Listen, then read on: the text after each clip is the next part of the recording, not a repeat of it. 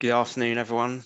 Thank you so much for joining me on this webinar, looking at strategic governance for high quality MATs. My name is Sam Henson. I'm the Director of Policy and Communications at the National Governance Association.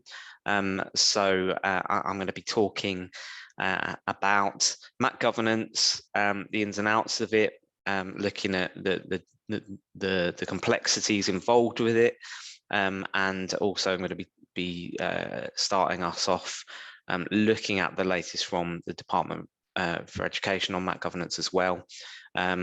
This session today is very much a sort of me speaking, and there's probably the least interactive of the various events and sessions we do. I will save the chat afterwards. I won't be able to answer any questions during the webinar, but I will have a look at any observations, anything afterwards. But please do come along to our other events and our other sessions if you want to engage more on any of the things we talk about, or do feel free to get in touch. 30 to 40 minutes. We'll aim to be done by 1:10 at the latest. If everyone else will be muted throughout the session, just to point out now that the slides will be going out to everyone, so that's probably the number one question we get asked. Rest assured those slides will be going out, and the recording itself will be on our website by the end of this week, tomorrow. So if you want to go back and look at anything, you'll be able to. So in this session, going to be looking at a number of things. Firstly, what makes a MAT strong, and really by that I want to be focusing on how the DFE defines strong MAT governance, and thinking about the latest from the department following last year's white paper and this year's regulatory and commissioning review, and their latest thinking behind that. We're going to be talking about the role that governance plays in driving high quality MATs, and then thinking about how they keep it strategic. And we're going to be looking specifically at the multi-tiered approach and breaking that down. Going to be spending a fair bit of time looking at the way that MATs use the local tier, so whether that be local governing bodies or academy committees, as well. So they're the things we're going to be covering together in this session. So just to start us off then, really thinking about the view from the department. Many of you will know this already, but last year there was a white paper on education published just over a year ago, and in setting out the future vision for the education sector, one thing the white paper did was it did focus specifically on strategic governance within a future regulatory approach, and how governance will form a key strand of the department's aim of achieving a trust-based system. So the white paper also introduced us more broadly to this idea of the 5 pillars of trust strength. They've kind of shifted the language a bit since then, and in the regulatory and commissioning review that was published last month, they've kind of moved towards looking at high quality trusts as opposed to strong trusts. But I think then the two are much the same, really. And the department really is looking at how the system can operate effectively through robust governance of trusts, and specifically how governance provides that strong and strategic leadership over the system and over the trusts themselves.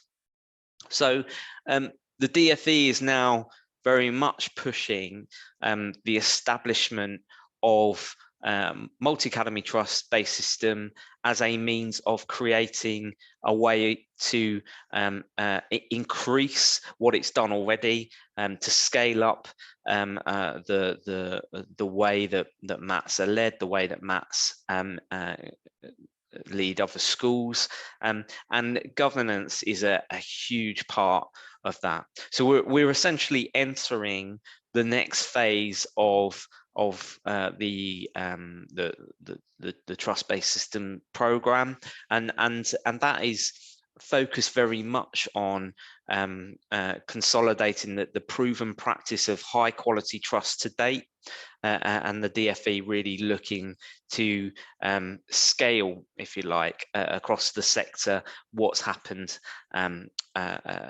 during the last actually over a decade, and very much building on that. So the program has therefore really shifted, if you like, from one that's very much focused on tackling failure, to one that is designed to fundamentally change the way that the schools are governed through this multi-tiered approach within MATs. And I think it's fair to say that as part of that, the DFE has recognised that a trait of high quality trusts is high quality governance, and they've made this point that the best trusts establish effective governance throughout their journey. So that's really our starting point for today. The regulatory and commissioning review that I've mentioned a few times now was published back in March this year, and it very much looks at how to maximise the difference that academy trusts can make to children and young people, and to focus on that quality aspect, and looking to scale that up. It tries to dig into how trust oversight is done, how trusts grow through that commissioning process, and how all those things come together to create the system as a whole. And the review really largely repeated the principles that were set out in the white paper before it, and that includes this point on strategic governance. Strategic governance features fairly strongly in the report. I would say probably not prominently enough, but it is there, and that's a good thing. But also what it does do is it places governance as the pillar that encircles or encompasses and wraps around the other pillars, if you like, as you can see here. Through this diagram here, that governance kind of goes all the way around the other four pillars. But you also notice that we have a new addition here, which is the civic purpose of trusts. And the review does talk about MATs as civic institutions, very much in the context of MATs delivering for local communities. So in terms of what that means for governance, I think it's simply about governance through that multi-tiered approach that we get through multi-academy trusts, advancing education for the various communities they serve. Put simply, that civic is just about, that civic duty is just about MATs serving the people in the communities that their trusts are working in. So it relates very much to the duties and the activities of people in relation to those communities. So it is MAT trustees that carry this overall responsibility. It's MAT trustees that must make sure that the trust as a charity is carrying out the purposes for which it is set up, and no other purpose, working with both the executive tier, but also the local tier to achieve this. So whilst it's the MAT trustees that are responsible for it, they really don't and shouldn't do it alone. is very much the multi-tiered approach of the MAT model coming together to do this. So basically, the trust board ensures each of its schools is working at the heart of its community, and that's, I think, such a key role for trust governance in the way that we need to think about it now. I think, having said that, the reality is that uh, your MAT community, or an individual school, or parents, people within the community itself, genuinely might not know or understand what the purpose of the trust is.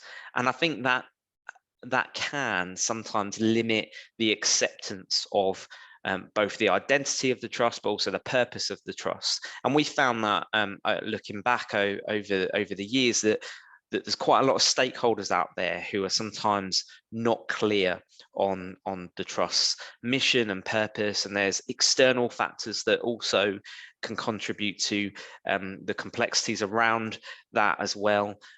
There's still a lingering view out there that MATs exist to privatise schools, which isn't true at all, and we need to come against that language. But I think it's still worth remembering that kind of point of view does still exist, and that the model that we now have is actually quite hard to understand, because not everyone has it explained in the way that that we do, working within the education sector, and volunteering for it. So I guess what I'm saying is, MATs by definition bring a very different existence to the schools which have existed in their communities, often for a very, very long time indeed. So it's a really powerful declaration of saying to the community, look, this is the business we're in. We're here to serve you as the community, and as the trust board, and as the executive tier, as the local tier, we're here to work together to achieve that purpose. And I think, as part of the regulatory and commissioning review, the department has really looked at how it can be more transparent. It's looked at how it can really dive into these different areas: intervention, growth, and commissioning. And you will see here on this slide that governance features very much within each of these three areas. And so I guess the point of me sharing this is to say that governance is pivotal to the future direction that the government has set out in terms of how schools will continue to be encouraged to join trusts if they haven't done already. That is very much the DFE's line at the moment, and this review has been seen as being a key part of that, and governance is very much at its heart. So let's just move on from that now and just actually spend a bit of time talking about what governance in trusts actually looks like. MAT governance, I guess, as I've already said, really is fundamentally different to governance in single schools. And whilst so many of the principles remain the same, and this definition of governance that we've got here is exactly the same, actually the way you do it is where it's different. There is a we've got here how other players make their voices heard, who has power, who makes the decisions. Those things, when it comes to MAT governance, there is extra levels of complexity to consider here. And you will see from this diagram here that this shows you the different strands where those different aspects might fall in. So we're going to unpick that a little bit as we go along. We have different tiers, we have different roles, and it's really important that whatever approach is taken, it ultimately all comes together to work well for the trust. And you can see a clear result of how MAT governance is contributing to not just the performance of or the perceived performance of the trust as a whole, but the individual schools within it. Just a very quick word on terminology. You will see that I've used certain terms here. Terminology, though, does vary depending on the context. In some trusts, those on trust boards are known as directors instead. Notably, in trusts with a religious character, the term trust for them refers to the body which owns the land and the premises occupied by the school. The term trustee can therefore refer to slightly different things. So I'm very much using the term trustee and trust board as a fairly generic term here, but like I say, it will change, and certainly for some Catholic MATs, for example, use directors instead. So it's just worth being aware of that. Just to touch on these two key roles before we then look a bit later on at the role of the local tier. The role of members and the role of trustees are different. They are two distinct strands within the trust governance structure.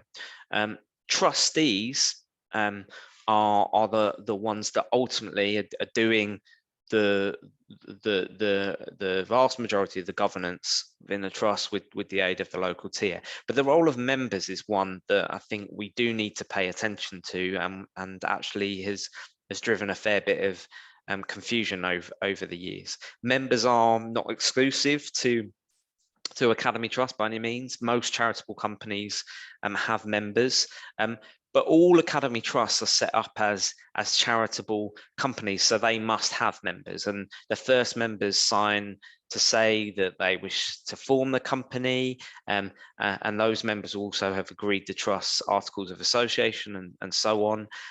But members essentially are there to hold the trust board to account for the effective governance of the trust. So we like to refer to them as the guardians of the governance. They have a distinct and limited role, which is to make sure that governance is happening well. That's not them doing the governance, it's them having that oversight role over the trust board. And if the trustee board are not doing it well, the members have a really clear role of coming in and doing something about it, which usually involves removing trustees and appointing new ones. So the role of members really is quite helpful to think about it really as almost like the last line of defense from failures of governance, if you like. That failure to uphold the charitable purpose of the organisation, if that's what's happening under the trustees' watch, then the members will need to step in. And whilst members have no day-to-day or week-to-week role as such, their role is important, and one that we need to understand. So members, they don't need to be copying what the trustees are doing. They really shouldn't be doing that, and there is an issue sometimes where members can overstep the line, but they are distinct from the trustees and they have a separate role. They don't tell the trustees how to run the trust. They shouldn't just be attending all the trustees meetings or setting the trust vision and those sorts of things. That is the work of the trust board. But nevertheless, as we've just explored, they do have a clear role and one that needs to be preserved and clear of conflict for when they do need to jump in the event that the trust board are not doing their role properly. The trustees, on the other hand, have a twofold role, if you like, one as charity trustees and one as company directors. As charity trustees, they ensure the charity is accountable, and by that, I guess what I'm saying is that they are accountable yet to the members, as we've just talked about, but also they are accountable to the taxpayer. They are accountable to the beneficiaries of the trust. They are accountable to the stakeholders as well. As company directors, they are there to drive that creative contribution of providing independent oversight and constructive challenge for the trust, and aiming that constructive challenge and oversight at the executive tier. So essentially they've got to make a verdict for the good of the company and the stakeholders, and they can't do that well if they don't involve the stakeholders within their decision making. So this is where we get to the point of where the local tier fits in, and personally I think the first port of call, really, despite the fact that in a legal sense, MATs don't have to have a local tier of governance. Actually, by bringing in that kind of local aspect to your governance structure means that there is a local voice that's feeding into those decision-making responsibilities, which is really crucial. This next slide is really thinking about taking that defining governance issue one step further and thinking about who has the power, who actually makes those decisions, and where different things sit in. And I think for me, I wanted to use this slide really just to raise the issue of where the local tier fits in all of this. And you can see here there's a question really in terms of actually in terms of decision making. There isn't one right way. There is not one single way. That actually some trusts will have a local tier, and I can't remember if I've said this already, but by local tier, by the way, I'm talking about local governing bodies, academy committees is what we prefer to call them. Other trusts call them different things, but that group of local volunteers, by and large at school level, that sit under the trust board. Should they be involved in making actual decisions, or should they have a purely advisory role?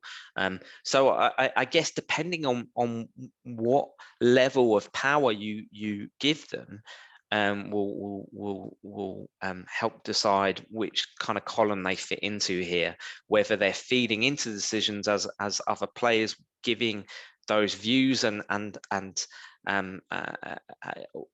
feeding in to the decision-making process, or whether they actually have the power to make decisions themselves. Now, I've heard it said before several times that, oh, you know, talking about power is a distraction. We should avoid that conversation. I don't think we should, because actually, when we look at what the definition of governance is, actually we can clearly see actually the key thing here is about identifying who has power. And actually in the MAT governance structure, this has been one of the key areas of challenge, is that hasn't always been clear.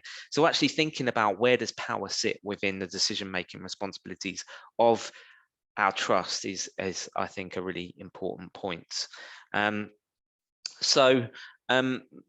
This slide, I just wanted to, for those of you, if any of you are brand new to MAT governance, just to give you an idea of some of the challenges, the differences, sorry, between single school governance and MAT governance. And you can see here things such as actually, you know, it's not just about knowing one school, but multiple schools. It's about being an employer of a large multi-site organization, and it's not as simple as managing just one budget, but bringing things together. And there is a big question mark there around how you want to do what your approach to budgets is going to be. Is there going to be much freedom at a local level, or is everything going to be done very much from a central perspective?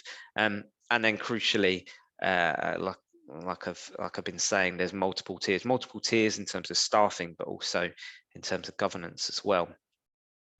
This slide is just to kind of anchor this whole conversation in the importance of the role of the governance professional. I guess I'm just going to say that in order for MAT governance to remain strategic and to be as successful as it can be, you just cannot get by without a good governance professional. And that role will vary for different trusts, and depending on their point in their development journey, but also size and geographical makeup and so on. Some trusts have actually a governance team because, you know, they need that. Some will have maybe just a governance manager or a head of governance. We know of some MATs that quite a few actually, where the person with governance responsibility, the overall governance professional, sits on the central leadership team for the MAT as well. So it varies massively, but the point here is that the governance professional is absolutely integral to everything. In order for governance to be approached right in trust, I think there are certain things that we need to be aware of, and I guess this slide really focuses our minds on the dangers of not considering reviewing the governance structure and the trust. And actually, we've seen that happen before, where some trusts have stuck by what they've known in the past, or have not really wanted to budge from a particular model, usually often kind of maximum delegation for local governing bodies. But then what can happen is that doesn't actually fit the way the trust wants to work anymore. So I think that the point of this slide is really just to remind people that there's actually an awful lot of freedoms within the model articles that trusts operate without, and there's very few rules really, if you think about it. There's lots of flexibilities and freedoms there to do different things with, in particular, the local governance within the trust. So it's just to flag that up. I don't have time to really get into this slide that much, but it's just to flag up that there is a key point here around how you involve the different tiers within the vision making process. And actually, this is about the trust board working with both strands within the wider governance and leadership structure. So from the leadership perspective, working closely with the executive tier, but then also working from the governance perspective with the local tier as well, to help build that vision and drive it forwards. And there's some key points here for considerations. This one on maximizing the local tier, you can see there's a few key points to really consider. That if you're bringing and feeding in the local tier's perspective into that vision making process and that strategic decision making, then there are certain things on offer for the trust, really, that this can really help drive that trust-wide sense of belonging, that genuine sense of there being a cross-community focus and that collective responsibility. So I think thinking about that, where does each tier fit in for the vision making of the trust, is really important. At NGA, we are huge advocates of the role of local governance in trusts, and this slide just tells you why that is.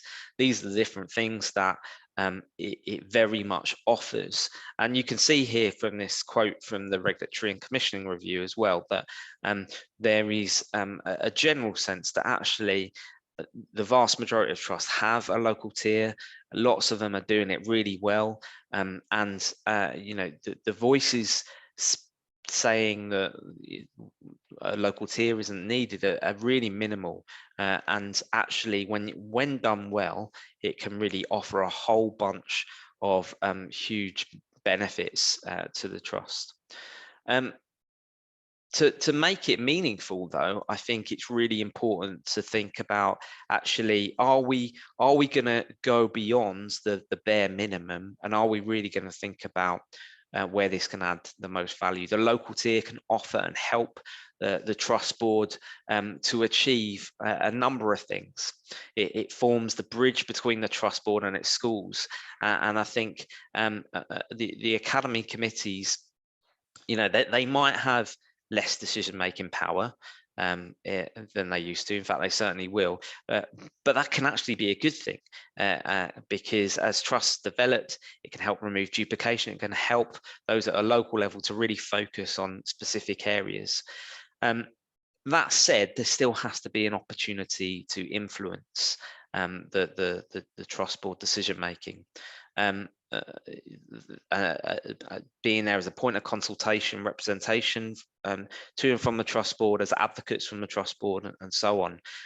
My argument is that by going beyond the basic monitoring remit and giving something a bit richer, the local tier can, if it's done well, really contribute to that better decision-making process for the trust as a whole. And also, one of the things we've been talking a lot about at NGA recently is the issue of workload for governors and trustees. And by coming together and doing this well, I think it can really help reduce that burden as well. I don't have time to go through all of these now, but if you're not familiar with these, we've done a blog, we've done a thought piece on this, and this is really us laying down what we've seen over time in terms of where local governance in trust is meaningful and works well. These are the things that we've seen are in place. So just to pick on some of the separation of different tiers, that's a must in terms of our view. The communication will come back to in just 2 seconds. The local tier not having its own committees, that might be a little bit controversial for some people, but actually as committees of the trust board, does the local tier then need its own committees or not? Our view is probably not. So, you know, if you haven't tried that, maybe give it a go. Meaningful and accepted role in challenge. I guess by that what we mean is that actually, if the trust board is really going to value local governance and make the most out of it, what it needs to do is it needs to be willing to hear the challenging voices that might come back to them from the local tier, and not just simply cast it aside and say, well, actually, you know, we can remove you if we don't like what you're saying. So thank you very much, but no thanks. Actually, if it's going to work well, there has to be that commitment to hearing from what the local tier is saying. Formed under local volunteers, not executives. That's very much a view we're quite firm on. We know that there are some MATs where executives within the trust sit on the local tier. That can cause issues. And also, I think it does muddy the waters between two distinct areas, that of the executive and that of governance. So I think that's one to be wary of. Head teacher performance management and head teacher appointments. By and large, we still see that MATs include an element of the local tier voice in this, usually from the chair of an academy committee or a local governing body. But technically speaking, the MAT doesn't have to do this, but our view is very much that it works really well doing that, because then you are adding again that not only that community voice, but a voice that knows that school in a slightly different way to how the executive will do.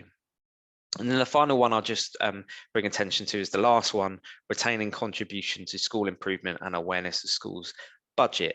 Now, I've got a slide in a moment, this one, which kind of gives you an idea on this. This shows the least likely and most likely areas that we've seen. And you'll see that whilst finance is the least likely, actually 75% of the trusts that answered our survey last year told us that there is still a role of some sorts. And I think our view is that that even if a trust has a very centralized approach to how it is making financial decisions, and you know, you have a gag pooling approach or a centralization approach in place.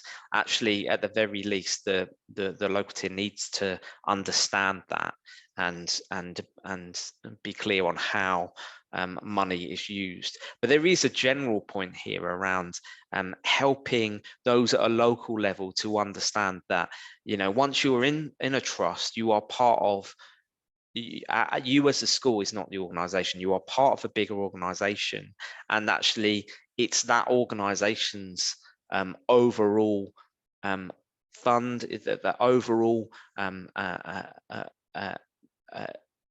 pot of money, if you like, and that is sometimes that does create tension points and huge amounts of discussions. I think it's worth being aware of that.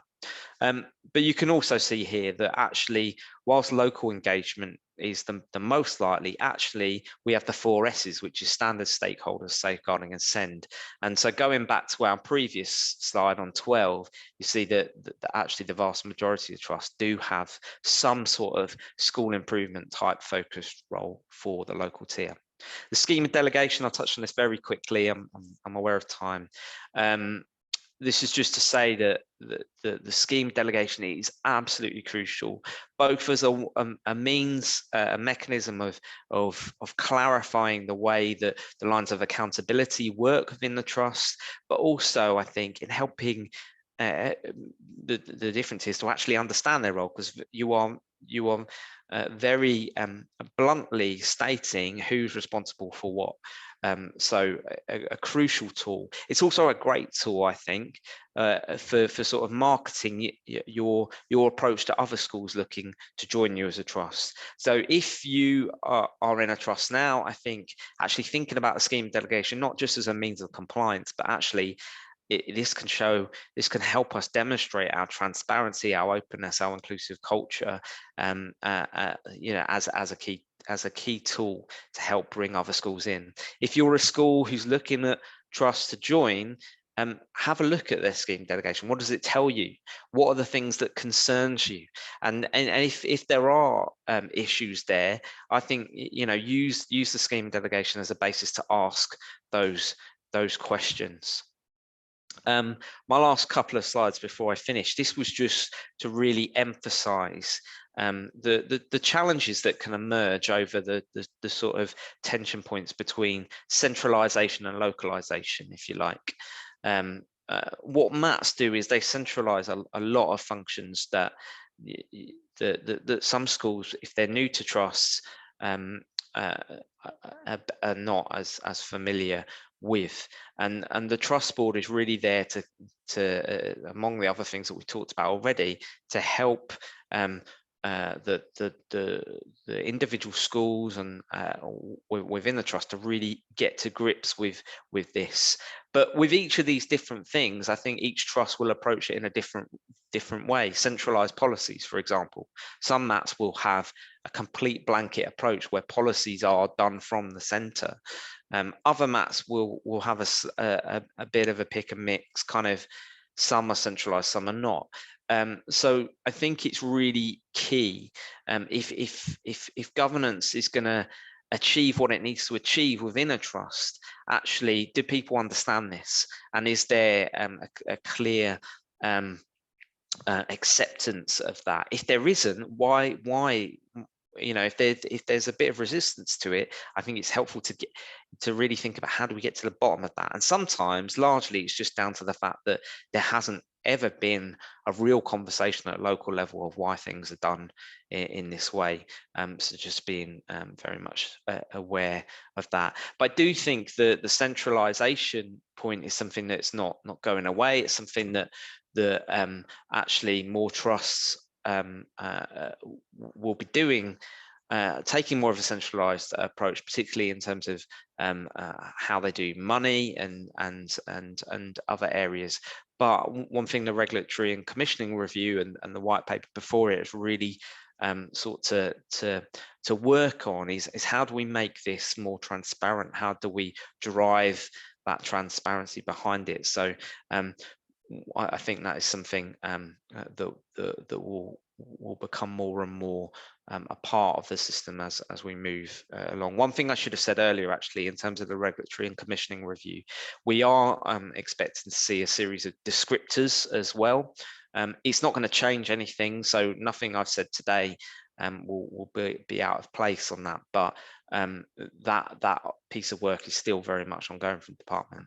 My final slide, and we don't have time to debate this or to talk about this today, unfortunately, but was on communication methods. And this is really just to drill home that point that actually one of the key areas of getting governance in MATs right is simply making sure that the communication methods, the communication channels between the tiers of governance within the trust are there and they're working.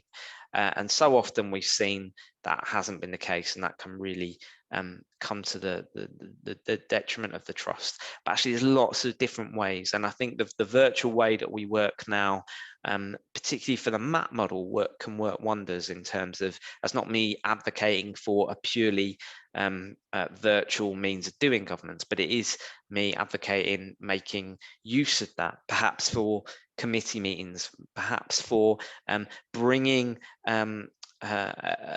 local governing bodies, academy committees across the trust together more frequently via a Teams meeting or a Zoom meeting, for example.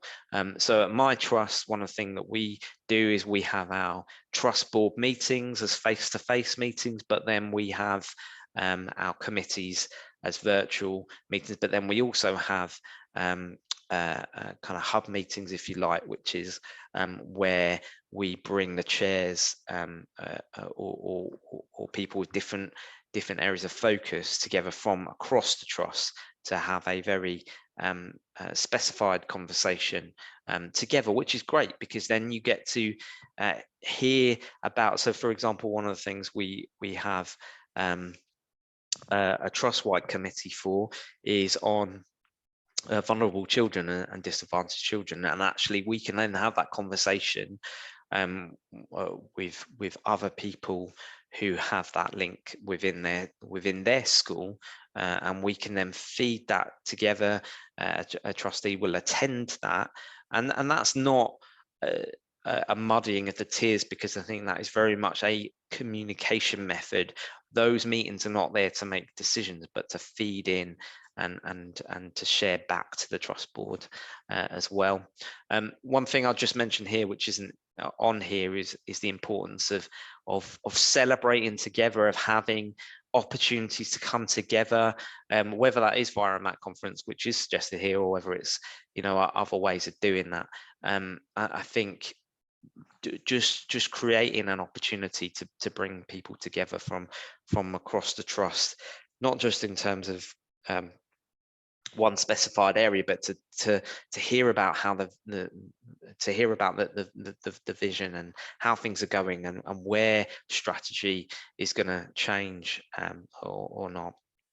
So all of these areas are key, really, and we've written lots on this so you do have a look in our knowledge centre for more information.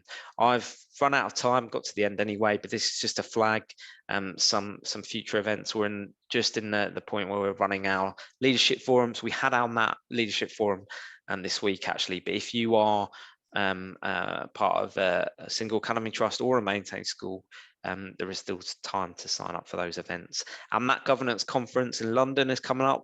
Unfortunately, we are full, but please do get in contact if you want to join the waiting list on that. We've got a few other webinars coming up this term, and then excitingly, details of our summer conference will be going live very shortly. Tomorrow, in fact, we're going to announce that in our newsletter, so do keep a lookout for that. Thank you so much for joining me. Our MAT